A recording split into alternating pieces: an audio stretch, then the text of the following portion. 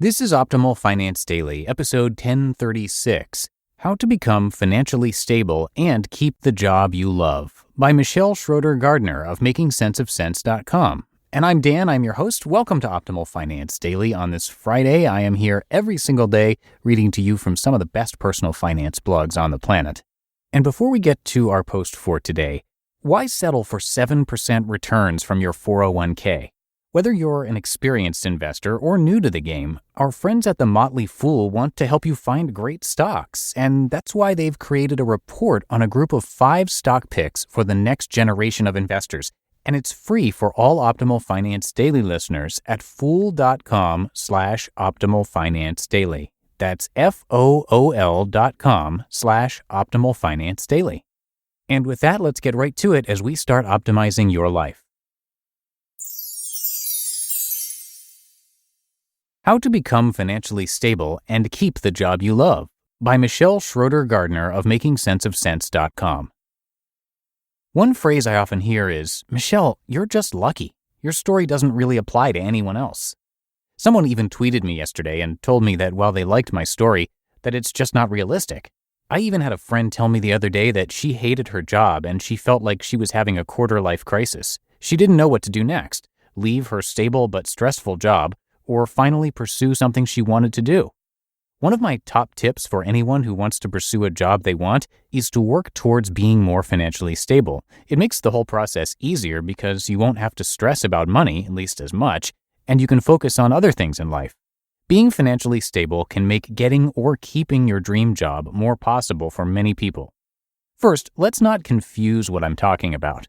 The job you want to pursue doesn't necessarily have to be your quote-unquote passion or dream job.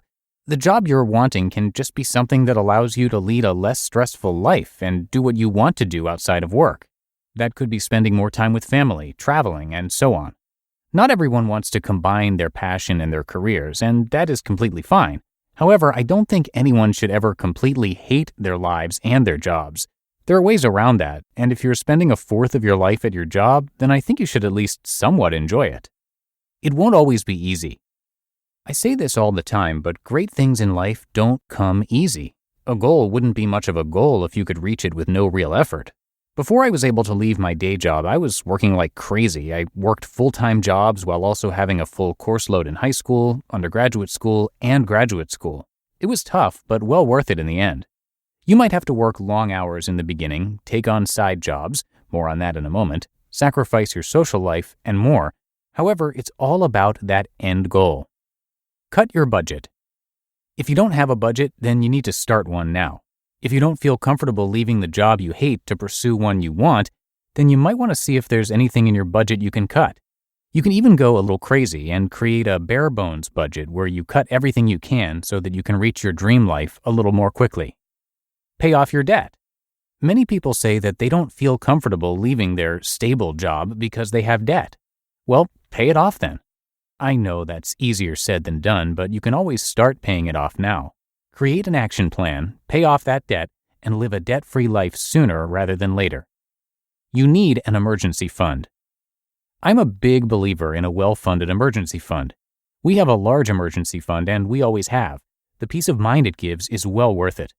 An emergency fund helps me feel more confident in my business because I know that if one large expense pops up or if I have a bad business month, then I can fall back on my emergency fund without feeling like I need to give up on my dream life. If an expense pops up, you don't want to stress about how you are going to pay for it. You also don't want to put a large, unexpected expense on your credit card that you can't pay for because that will just lead to debt and interest charges you can't afford either. Pursue income on the side. In some cases, you may need to pursue additional income in order to live the life you want to live. This might mean starting a part-time job, creating a side hustle, or adding passive income to your income stream. I pursued side income for many years, and it helped me pay off my debt quickly so that I could leave the job I did not like and pursue my business full-time. It was hard in the beginning, but it all paid off, and I would say that it's one of the best things I've ever done. Have insurance. Okay, this might sound like an advertisement, but I promise it is not. Having insurance, such as for your car or home, can help you lead a more stable life. Too many people enter rougher times and eliminate their insurance policies. This can be a disaster because when you finally need to use that insurance, you may no longer have it. I remember hearing about families who skipped out on paying their annual fire department bill. In some cities, you have to pay this separately. And when their homes caught on fire, the fire department saved the people in their homes but let the animals and the home burn down. Whether or not you agree with that, it has happened in the past and it can happen again. It's best to be insured. You just listened to the post titled How to Become Financially Stable and Keep the Job You Love by Michelle Schroeder-Gardner of MakingSenseOfCents.com.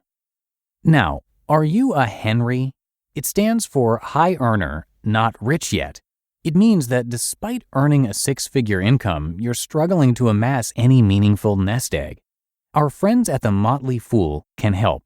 Since 1993, they've been providing investment advice, helping members build the financial future they envision.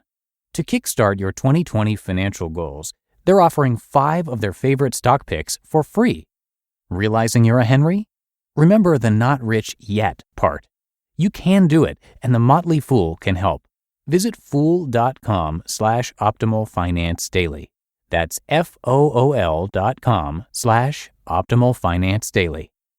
And that's it for today. Thank you so much for being here today and every day, and have a great start to your weekend. I'll see you back here tomorrow, where your optimal life awaits.